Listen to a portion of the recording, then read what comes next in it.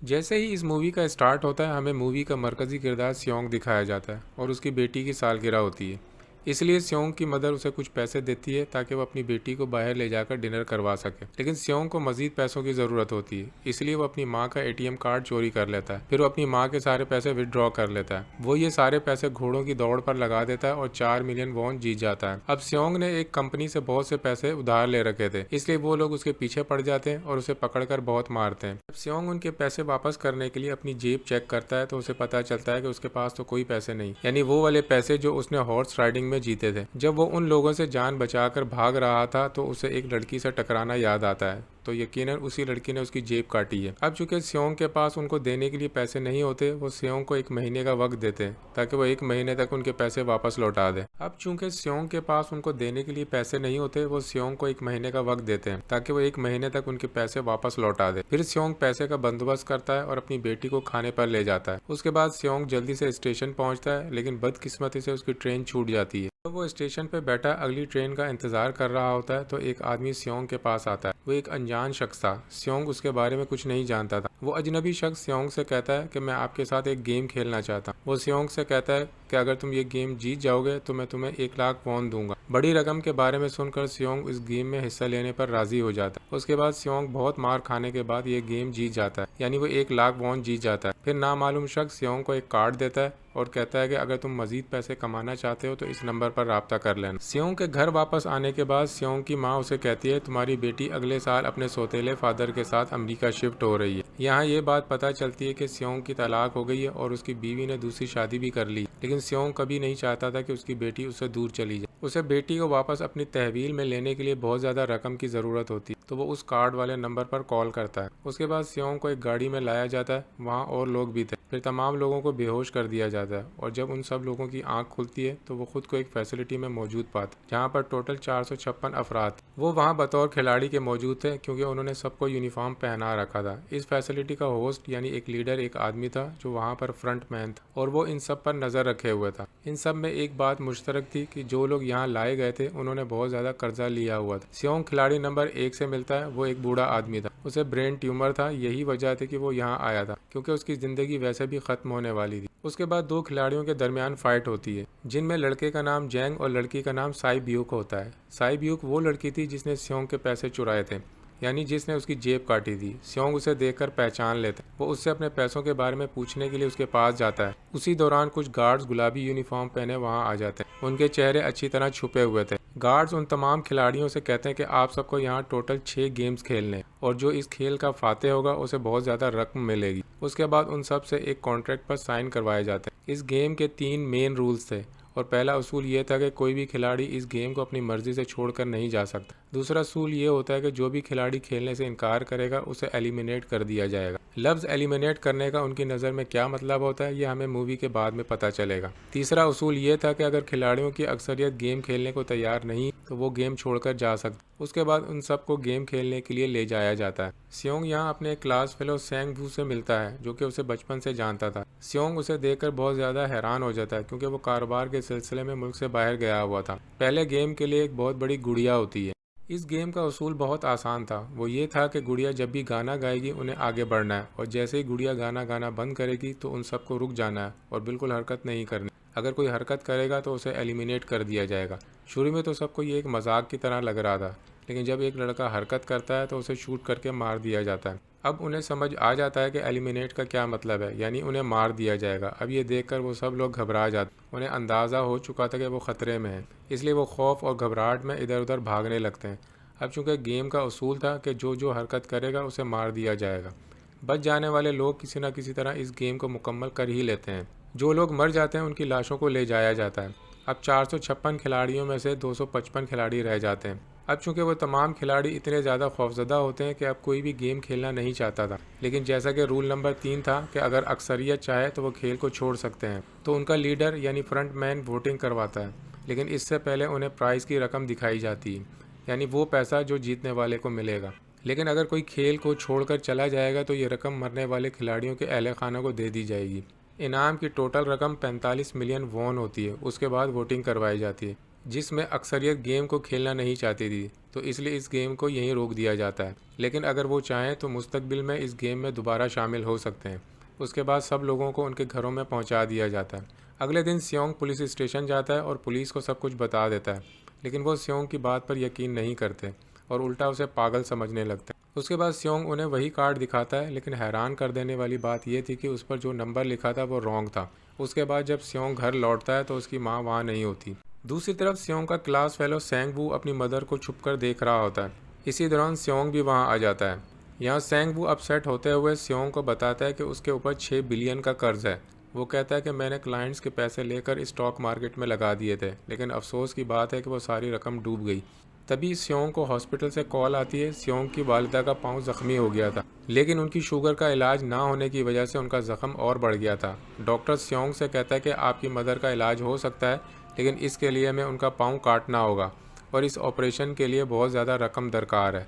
ज़ाहिर है स्योंग के पास इतने पैसे तो थे नहीं, इसलिए तो उसने अपनी मदर की इंश्योरेंस की रकम भी उड़ा दी थी। इसलिए स्योंग अपनी बीवी के पास पैसे मांगने जाता है। उसकी बीवी उसे पैसे देने से इनकार कर देती है। उसकी बीवी अपने शौहर को बताती है कि उसका साबका शौहर स्योंग पैसे मांगने आया था। तभी उसका शौहर स्योंग को पैसे देने आता है और साथ साथ ये भी कहता है कि मेरी फैमिली से दूर रहो। तो फिर स्योंग उसे मारना शुरू कर देता है। इस दौरान उसकी बेटी भी आ जाती है। उसके बाद स्योंग का एक दोस्त पैसे मांगने के लिए अपने बॉस के पास जाता है। उसका बॉस पैसे देने से इनकार कर देता है, तो उनके दरमियान लड़ाई शुरू हो जाती है। फाइट के दौरान उसके बॉस का हाथ मशीन में आकर जख्मी हो जाता है और मौका पाकर स्योंग का दोस्त पैसे लेकर वहाँ से फरार हो जाता है। स्योंग का दोस्त घर आकर अपनी बीवी से कहता है कि पहली फ्लाइट लो और जाओ यहाँ से। उसके बाद साई ब्यूक एक एजेंट से मिलती है, क्योंकि उसे अपनी मदर को शुमाल से जुनूबी इलाके में शिफ्ट करना था। साई ब्यूक वही लड़की थी जिसने स्योंग की जेब काटी थी, लेकिन साई ब्यूक को अपनी माँ को यहाँ लाने के लिए बहुत ज्यादा पैसों की जरूरत थी। साई ब्यूक का एक छोटा भाई भी होता है, जिससे उसने वादा किया था कि वो अपनी मदर को जरूर लेकर आएगी। बाद में एक ऑफिसर को दिखाया जाता है जिसका भाई कुछ अरसे से लापता था, इसलिए वो ऑफिसर अपने भाई के घर जाता है, जहाँ उसे पता चलता है कि उसका भाई पिछले कुछ दिनों से घर नहीं आया है। घर को चेक करने के दौरान ऑफिसर को वहाँ एक कार्ड मिलता है। उस ऑफिसर ने पुलिस स्टेशन में स्योंग के पास भी वैसा ही कार्ड देखा था, इसलिए ऑफिसर स्योंग के पास जाता है और उसके बारे में पूछता है, लेकिन स्योंग उसे कुछ नहीं बताता। उसके बाद जब स्योंग घर वापस लौटता है तो उसे दोबारा वो कार्ड मिल जाता है। उसके बाद स्योंग फैसला करता है कि वो इस गेम को दोबारा ज्वाइन करेगा, इसलिए तमाम खिलाड़ियों को एक शिप के करीब ले जाया जाता है। उधर वो ऑफिसर भी कारों का पीछा करते हुए शिप तक पहुंच जाता है। वो एक गार्ड को मारकर उसे पानी में फेंक देता है। उसके बाद इन खिलाड़ियों को एक जजीरे पर मौजूद एक फैसिलिटी में ले जाया जाता है। यहाँ उन्हें बिल्कुल भी अंदाजा नहीं था कि अगला गेम कौन सा होगा और ये कैसे खेला जाएगा। उसके बाद वो लोग अलग अलग अपनी टीमें बना लेते हैं। साई ब्यूक और उसकी दोस्त रात को वॉशरूम जाते हैं। यहाँ पर साई ब्यूक गार्ड्स की नजरों से बचते हुए उस फैसिलिटी को एक्सप्लोर करने लगती हैं। तभी वो देखती है कि गार्ड्स बड़े बड़े बर्तनों में कुछ पका रहे हैं, लेकिन अब क्योंकि गार्ड्स को शक हो जाता है, इसलिए एक गार्ड वॉशरूम को चेक करने आता है। तब तक साई ब्यूक वापस आ चुकी होती है। उसके बाद साई ब्यूक अपनी तमाम दोस्तों को वो सब कुछ बता देती है जो उसने देखा था, लेकिन यहाँ पर सेंग वू इन दोनों की बातें सुन लेता है। वो साई ब्यूक से उसके बारे में पूछता है। वो उसे बताती है कि वो बड़े बड़े बर्तनों में कुछ पका रहे थे। उसके बाद तमाम खिलाड़ियों को खेल के मैदान में लाया जाता है, जहाँ उनके सामने 4 शक्लें होती हैं और उनमें से उन्हें एक शक्ल को चुनना था। यहाँ सेंग वू को गेम के बारे में पता चल जाता है कि उन्हें कैसे और क्या करना है। सेंग वू स्योंग को बताता है कि सबने अलग अलग शक्लों को चुनना है। उसके बाद सबको एक छोटा सा बर्तन दिया जाता है जिसमें शक्लें बनी होती हैं। उसके बाद सबको एक छोटा सा बर्तन दिया जाता है जिसमें शक्लें बनी होती हैं और गेम उनकी ये होती है कि उन्हें बगैर डैमेज किए किसी तरह इन शक्लों को बाहर निकालना है। लेकिन अगर शक्ल जरा सी भी खराब हो गई तो उन्हें एलिमिनेट कर दिया जाएगा, यानी खत्म कर दिया जाएगा। अब यहाँ पर सेंग वू तो आसानी से उस शक्ल को निकाल लेता है, लेकिन स्योंग इतना ज्यादा घबरा जाता है कि उसकी हालत खराब होने लगती है। लेकिन फिर वो किसी न किसी तरह करके इस खेल को जीत जाता है। उसके बाद उन सबको वापस कमरों में लाया जाता है। अब यहाँ पर 187 लोग ही वापस आए थे, जिनमें से अब सिर्फ 108 ही रह गए थे। उसके बाद इन सबको खाने के लिए ले जाया जाता है, लेकिन खाने की वजह से जेंग की एक लड़के से फाइट हो जाती है। यहाँ पर जेंग उस लड़के को इतना मारता है कि वो लड़का मौके पर ही मर जाता है। इधर ही हम देखते हैं कि उन खिलाड़ियों में से एक डॉक्टर होता है। ये मुहाफिजों की मदद से मरने वालों के आज़ाद चाइनीज को फरोख्त करता है। यही वजह है कि जब भी लाशें उठाई जाती हैं वो गायब कर देते हैं, क्योंकि ये सब एक मंसूबे के तहत हो रहा था और ये सब फ्रंट मैन से छुपकर हो रहा था। यही वजह थी कि उन्होंने कंट्रोल रूम में अपना ही आदमी बिठाया हुआ था जो उनकी तमाम वीडियो फुटेज डिलीट कर देता था, और गार्ड्स डॉक्टर को गेम के बारे में पहले ही बता दिया करते थे ताकि वो जिंदा रह सके। एक गार्ड डॉक्टर को बताता है कि आज हमने खिलाड़ियों को जानबूझकर कम खाना दिया है ताकि वो आपस में लड़ने लगे, जिसकी वजह से तमाम कमजोर खिलाड़ी खेल से बाहर हो जाएंगे। उसके साथ ही गार्ड डॉक्टर को अपने अगले खेल के बारे में बता देता है। अब 30 मिनट के बाद वहाँ लाइट्स बंद होने वाली थी और यहाँ सेंग वू को पता था कि स्योंग की टीम ज़रूर कुछ उल्टा काम करेगी, इसलिए वो इस टीम को अपने पास बुलाकर उन्हें आराम से रहने को कहता है। फिर वो डॉक्टर खिलाड़ी जेंग की टीम में शामिल हो जाता है। यहाँ डॉक्टर जेंग को अगले खेल के बारे में बता देता है कि आगे क्या होने वाला है। उसके बाद लाइट्स ऑफ हो जाती हैं और जेंग अपनी टीम के साथ मिलकर बाकी सभी को मारने लगता है। जेंग एक लड़की को मारकर साई ब्यूक को मारने जाता है, लेकिन तभी स्योंग उसे बचा लेता है। फिर गार्ड वहां आकर इन सबको रोक लेते हैं। अब सिर्फ 80 लोग रह गए थे। उसके बाद इन सबको तीसरे गेम के लिए ले जाया जाता है। उनसे कहा जाता है कि वो 10 खिलाड़ियों पर मुश्तमिल टीम बनाएं। वो ऐसा ही करते हैं और अपनी अपनी टीम बना लेते हैं। अब क्योंकि जेंग को अगली गेम के बारे में पहले ही पता होता है, इसलिए वो साई ब्यूक की दोस्त को अपनी टीम में शामिल नहीं करता। इसलिए वो अपनी टीम सिर्फ मर्दों पर ही मुश्तमिल बनाता है। उसके बाद सेंग वू भी अपनी टीम बना लेता है। अब क्योंकि उन्हें एक खिलाड़ी की ज़रूरत होती है, तो इसलिए साई ब्यूक की दोस्त लड़की उनकी टीम में शामिल हो जाती है। ये खेल दरअसल टग ऑफ वॉर का होता है। इसका मतलब है कि उन्होंने अपने सामने वाली टीम को नीचे गिराना होता है। उसके बाद खेल शुरू हो जाता है। जेंग की टीम आसानी से ये खेल जीत जाती है। अब ये सेंग वू की टीम की बारी होती है। तब खिलाड़ी नंबर 1 वो बूढ़ा आदमी कहता है कि मैंने अपनी ज़िंदगी में कई टग ऑफ वॉर खेले हैं, इसलिए वो इन सबको गाइड करता है कि इस खेल को कैसे जीतना है। तो वो लोग किसी न किसी तरह करके खेल जीत जाते हैं। उसके बाद दिखाया जाता है कि 30 मिनट के बाद लाइट्स ऑफ हो जाएंगी। इस पर सेंग वू सबको तैयार रहने के लिए कहता है, इसलिए वो फैसला करते हैं कि वो एक एक करके पहरा देंगे। जेंग की टीम में एक से बढ़कर एक खिलाड़ी मौजूद था। जेंग को डर था कि उसकी टीम उसे ही साइड पर ना लगा दे, यानी उसे ही रास्ते से ना हटा दे। अब दूसरी तरफ डॉक्टर और गार्ड्स मिलकर लाशों के आज़ा निकाल रहे होते हैं और इन आज़ा की फराहमी के लिए गार्ड नंबर 28 और 29 को जाना था। वो एक लाश के बारे में बातें कर रहे थे जिसका सिर्फ एक ही गुर्दा था और वो उसे ज़ूम्बी कह रहे थे। अब जिस गार्ड नंबर 29 ने आज़ा पहुंचाने थे, वो कोई और नहीं बल्कि वही ऑफिसर था जो गार्ड के भेस में वहां आया था। ये सब बातें सुनकर उसे शक होता है कि शायद वो उसके भाई के बारे में बात कर रहे हैं, क्योंकि उसका भी एक ही गुर्दा था। फिर गार्ड नंबर 28 और 29 आज़ा की फराहमी के लिए चले जाते हैं। रास्ते में ऑफिसर देखता है कि सुरंग में तो बम लगा हुआ है। 28 नंबर उसे बताता है कि जब हम यहाँ से बाहर जाएंगे तो इस जगह को ब्लास्ट कर दिया जाएगा। ऑफिसर नंबर 28 से मजीद मालूमात लेने की कोशिश करता है, इसलिए नंबर 28 को उस पर शक होने लगता है। इसलिए वो ऑफिसर को अपना चेहरा दिखाने को कहता है। यहाँ ऑफिसर अपना चेहरा उसको दिखा देता है और साथ ही साथ उसको गन पॉइंट पर भी ले लेता है। ऑफिसर उससे उस शख्स के बारे में पूछता है जिसका एक गुर्दा है। वो कौन है जिसे तुम लोग ज़ूम्बी कह रहे थे? नंबर 28 उससे कहता है वो तो लड़की थी, और कहता है कि तुम लीडर के कमरे में जाकर तमाम मालूमात देख सकते हो, वहाँ पर सबका डाटा मौजूद है। ये जानने के बाद ऑफिसर नंबर 28 को मार डालता है। दूसरी तरफ डॉक्टर गार्ड से अगले गेम के बारे में पूछता है, लेकिन इस बार गार्ड्स को भी अगले गेम के बारे में पता नहीं होता, तो इसलिए डॉक्टर गुस्से में आ जाता है और वो एक गार्ड को पकड़ लेता है और फिर उनकी फाइट होने लगती है और डॉक्टर गार्ड को ख़त्म करने के बाद फरार हो जाता है। उसके बाद एक गार्ड भी उसका पीछा करता है और वो दोनों एक खेल के मैदान में आ जाते हैं। यहाँ गार्ड डॉक्टर को अपनी बातों में फंसाकर मारने ही वाला होता है, लेकिन तभी लीडर यानी फ्रंट मैन आकर उसे मार डाल और बाद में उस डॉक्टर को भी मार डालते हैं। साथ साथ वहीं पर उसे नंबर 28 की लाश भी मिल जाती है, जिससे उनको पता चल जाता है कि फैसिलिटी में कोई अजनबी शख्स दाखिल हो चुका है। इधर वो ऑफिसर लीडर यानी फ्रंट मैन के रूम में आ जाता है, तो वो चेक करते करते एक ऐसे कमरे में आ जाता है जहाँ सबका रिकॉर्ड मौजूद था। वो ऑफिसर जब सबके रिकॉर्ड चेक कर रहा था तो उसे तमाम विनर्स की लिस्ट मिल जाती है, जिसमें उसके भाई का नाम भी था, यानी वो भी कभी विनर था। दूसरी तरफ बाकी खिलाड़ियों को चौथे गेम के लिए ले जाया जाता है, जहां पर उन सबको अपना अपना पार्टनर चुनने को कहा जाता है। खिलाड़ी भी ऐसा ही करते हैं और अपने पार्टनर का इंतखाब कर लेते हैं। साई ब्यूक की दोस्त भी अपने पार्टनर को तलाश करने की कोशिश करती, लेकिन कोई भी उसका पार्टनर बनने को तैयार ही नहीं था। उसके बाद हर खिलाड़ी को 10-10 मार्बल दिए जाते हैं। ये गेम ऐसे खेलनी होती है कि हर खिलाड़ी को अपने पार्टनर से बगैर जोर ज़बरदस्ती किए तमाम मार्बल लेने होते हैं और दूसरा शख्स जिसके पास मार्बल नहीं होंगे उसे मार दिया जाएगा। फिर सेंग वू और स्योंग का दोस्त ऑड और इवन का खेल खेलते हैं, जिसमें उन्होंने गैस करना था कि सामने वाले के पास कितने मार्बल हैं। यहाँ स्योंग का दोस्त सेंग वू के तमाम मार्बल जीत जाता है, जिसकी वजह से सेंग वू के पास आखिर में सिर्फ एक मार्बल बचता है। अब सेंग वू समझ जाता है कि उसकी ज़िंदगी ख़त्म हो जाएगी। अब वो स्योंग के दोस्त को अपनी बातों में फंसाकर उसे यकीन दिलाता है कि अगर हम में से कोई हार गया तो हारे हुए लोगों का मैच दोबारा करवाया जाएगा। अब सेंग वू धोखे से स्योंग के दोस्त के सारे मार्बल बदल देता है। उसके बाद सेंग वू मार्बल लेकर गार्ड को दे देता है और वहाँ से बाहर चला जाता है। जब स्योंग का दोस्त मार्बल चेक करता है तो उसमें पत्थर होते हैं। दूसरी तरफ खिलाड़ी नंबर 1 की हालत बहुत ज़्यादा ख़राब हो रही थी, इसलिए वो इधर उधर घूम रहा था, लेकिन स्योंग किसी न किसी तरह उसे खेलने के लिए तैयार कर लेता है। अब यहाँ भी वो दोनों इवन और ऑड का गेम खेलते हैं।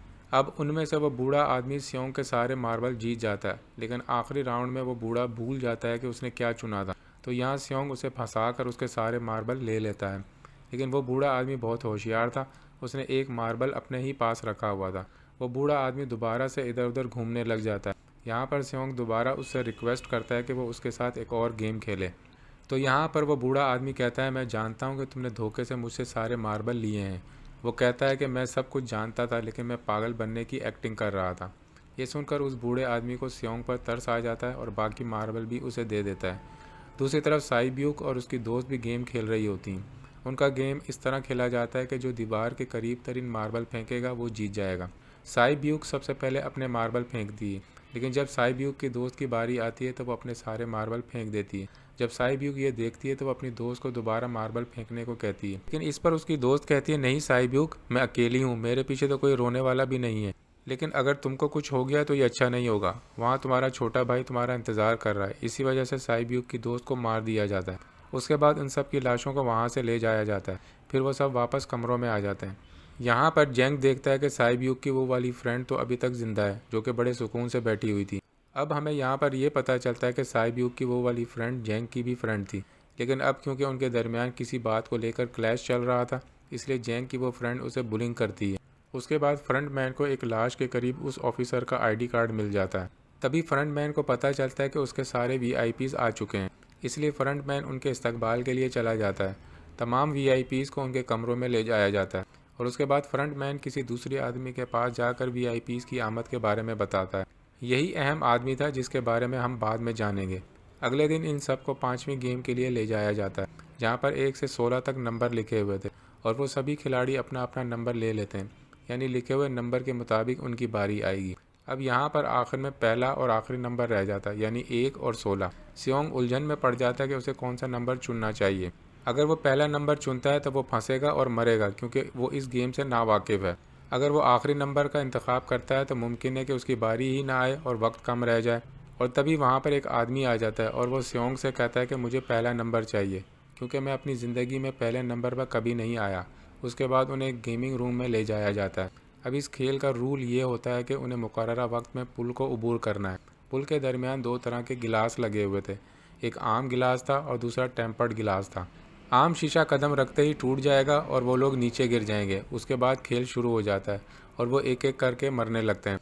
फिर एक वक्त ऐसा आता है जब जेंग सबके सामने होता है, लेकिन वो आगे नहीं बढ़ रहा होता। उनके पास एक ही रास्ता था, या तो वो आगे बढ़ें या यहीं सब मर जाएं। जेंग के सामने उसकी वही दोस्त आ जाती है जो उसे बुलिंग कर रही थी। वो कहती है, मैंने तुमसे कहा था कि जिस दिन तुमने मुझे धोखा दिया मैं तुम्हें मार दूंगी। उसके बाद वो जेंग को पकड़ लेती है और उसे लेकर नीचे कूद जाती है, जिसकी वजह से इन दोनों की मौत हो जाती है। अब वहाँ एक आदमी था जो कि शीशे की एक कंपनी में काम करता था। वो जानता था कि टेम्पर्ड गिलास कौन सा है। जब फ्रंटमैन को इस बात का पता चलता है तो वो लाइट्स ऑफ करवा देता है ताकि वो गिलास को पहचान ही ना पाए। अब आखिर में सिर्फ एक ही स्टेप बचता है और उनके पास टाइम भी नहीं था, इसलिए सेंगवू इस आदमी को धक्का दे देता है। यहाँ सेंगवू, स्योंग और साईब्यूक पुल को पार कर लेते हैं, लेकिन शीशा टूटने की वजह से वो काफ़ी ज़ख्मी हो जाते हैं, ख़ासतौर पर साईब्यूक। दूसरी तरफ उस ऑफिसर ने एक मुलाजिम को मारकर उसकी जगह ले ली थी। एक वीआईपी इस ऑफिसर पर शक करता है और उसे अपना मास्क हटाने को कहता है। ऑफिसर कहता है, ठीक है, लेकिन मैं अंदर जाकर अपना मास्क हटाऊंगा। फिर ऑफिसर उस वीआईपी को लेकर अंदर चला जाता है। अंदर जाकर ऑफिसर उस वीआईपी को बेहोश कर देता है और इस बात का फ्रंटमैन को पता चल जाता है, इसलिए फ्रंटमैन उसका पीछा करता है और इस ऑफिसर को देख लेता है। फिर वो ऑफिसर वहाँ से फ़रार होकर एक जजीरे पर पहुँच जाता है। फ्रंटमैन भी उसका पीछा करते हुए वहाँ पहुँच जाता है। अब यहाँ वो ऑफिसर अपने सीनियर्स को कॉल करने की कोशिश करता है, लेकिन कॉल कट हो जाती है। फिर वो ऑफिसर उन्हें तमाम सबूत भेजता है, लेकिन वहाँ पर नेटवर्क नहीं था। उसके बाद फ्रंटमैन उस ऑफिसर को पकड़ लेता है और उसे अपने साथ चलने को कहता है, लेकिन वो ऑफिसर फ्रंटमैन पर गोली चला देता है। लेकिन उसके बाद फ्रंटमैन अपना मास्क उतार देता है तो ऑफिसर को पता चलता है कि ये कोई और नहीं बल्कि उसका भाई है। उसके बाद फ्रंटमैन यानी उसका भाई उस ऑफिसर को शूट कर देता है और वो समंदर में जा गिरता है। गिलास लगने की वजह से साईब्यूक काफ़ी ज़ख्मी हो गई थी और उसका बहुत सारा खून भी बह रहा होता है। फिर बाकी ज़िंदा बच जाने वालों को डिनर पर ले जाया जाता है और उनके करीब एक एक चाकू भी रख दिया जाता है। इसका मतलब ये होता है कि रात के वक्त उनमें से कोई भी किसी को मार डालेगा। स्योंग नोटिस करता है कि साईब्यूक की हालत बहुत ज़्यादा ख़राब है, इसलिए वो साईब्यूक से कहता है कि फ़िक्र ना करो, हम साथ हैं और इस गेम में हम दोनों मिलकर सेंगवू को हरा देंगे। फिर हम दोनों यहाँ से बाहर निकल जाएंगे और रकम आपस में आधी आधी तकसीम कर लेंगे। साईब्यूक उसे बताती है कि मेरा एक छोटा भाई है जिसे मैंने यतीम खाने में छोड़ दिया है, और अगर हम दोनों में से कोई भी ज़िंदा बचकर बाहर जाएगा तो उसे दोनों की फैमिलीज़ का ख्याल रखना होगा। अब साई ब्यूक की हालत काफ़ी ख़राब थी और उसे डॉक्टर की ज़रूरत थी, इसलिए स्योंग मदद मांगने जाता है। लेकिन जब तक वो वापस आता है सेंग वू साई ब्यूक को मार चुका होता है। फिर अगले दिन उन्हें गेम नंबर 6 यानी आखिरी मैच के लिए ले जाया जाता है। गेम का रूल बहुत ही सिंपल था कि मार दो या मर जाओ। इस गेम का नाम होता है स्क्विड गेम। उसके बाद गेम शुरू हो जाती है और उनके दरमियान ज़बरदस्त फाइट होती है। आखिर में सेंग वू की हालत ख़राब होने लगती है तो स्योंग को कहता है कि मैं इस गेम को रोकना चाहता हूँ। तभी स्योंग सेंग वू को अपने साथ चलने को कहता है, लेकिन सेंग वू तो खुद को ही मार डालता है, जिसकी वजह से स्योंग ये गेम जीत जाता है। फिर फ्रंटमैन स्योंग से कहता है कि तुम बहुत अच्छा खेले, लेकिन मुझे उसकी उम्मीद नहीं थी। फिर स्योंग को उसके घर छोड़ दिया जाता है और उसके पास एक एटीएम कार्ड भी था। जब वो उसे चेक करता है तो देखता है कि प्राइस की सारी रकम उसके अकाउंट में ट्रांसफर हो चुकी है। उसके बाद स्योंग अपने घर जाता है, लेकिन उसके पहुंचने से पहले उसकी माँ मर जाती है। फिर उसके बाद एक साल बाद का सीन दिखाया जाता है, जहाँ पर यह दिखाया जाता है कि स्योंग की हालत इंतहाई ख़राब हो चुकी है और वो मनशियात का इस्तेमाल करने लगा है, लेकिन उसने अभी तक पैसे इस्तेमाल नहीं किए थे। एक दिन एक फूल बेचने वाली औरत स्योंग के पास आती है और उसे वैसा ही सेम कार्ड देती है जिस पर एक एड्रेस लिखा हुआ था। फिर स्योंग उस एड्रेस पर चला जाता है। वहाँ उसे पता चलता है कि ये सब उसी बूढ़े आदमी खिलाड़ी नंबर 1 का किया धरा है और वो अभी भी जिंदा है। यहाँ पर वह बूढ़ा आदमी स्योंग को बताता है कि वो अपनी ज़िंदगी से बोर हो गया था और ये सारी गेम मैंने अपने क्लाइंट के साथ मिलकर बनाई थी ताकि मैं लोगों को मरता हुआ देख सकूं, लेकिन हमने ऐसा करने के लिए किसी को मजबूर नहीं किया था। मैंने इस गेम में हिस्सा इसलिए लिया क्योंकि खेल देखने से ज़्यादा खेलने में मज़ा आता है। वो कहता है तुम्हारे पास जो पैसे हैं वो मेरे ही हैं, और ये कहते हुए बूढ़ा आदमी मर जाता है। उसके बाद स्योंग साई ब्यूक के छोटे भाई के पास जाता है। वो उसे सेंग वू की मदर के पास छोड़ देता है और उसे पैसों से भरा एक बैग भी देता है और उससे इस बच्चे का ख्याल रखने को कहता है। उसके बाद स्योंग रेलवे स्टेशन की तरफ जाता है और यहाँ पर उसे वही नामालूम शख्स मिलता है जिससे वो फिल्म के शुरू में मिला था। स्योंग उसका पीछा भी करता है, लेकिन तब तक वो भागने में कामयाब हो जाता है। फिर स्योंग उस कार्ड के नंबर पर कॉल करता है और उनसे पूछता है तुम लोग कौन हो और लोगों के साथ ऐसा क्यों कर रहे हो, क्यों तुम लोग दूसरों की जिंदगियों से खेल रहे हो। लेकिन आगे से जवाब आता है स्योंग अगर तुमने जिंदा बचना है तो जहाज में चढ़ जाओ, और इसी के साथ ही मूवी एंड हो जाती है।